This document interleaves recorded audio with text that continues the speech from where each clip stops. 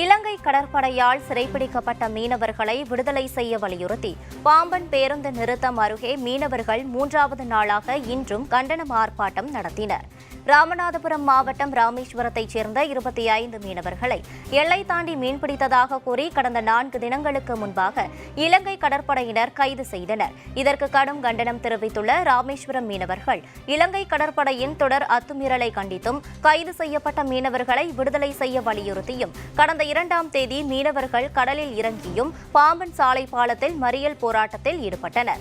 அதனைத் தொடர்ந்து இன்று பாம்பன் பேருந்து நிறுத்தம் அருகே தமிழக மீனவர்களை விடுதலை செய்ய மத்திய மாநில அரசுகள் அழுத்தம் தர வேண்டும் என வலியுறுத்தி ஆர்ப்பாட்டத்தில் ஈடுபட்டனர்.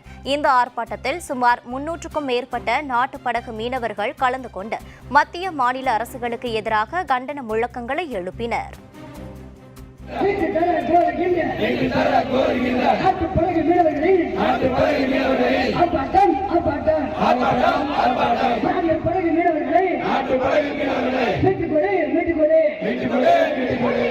மோடி அரசே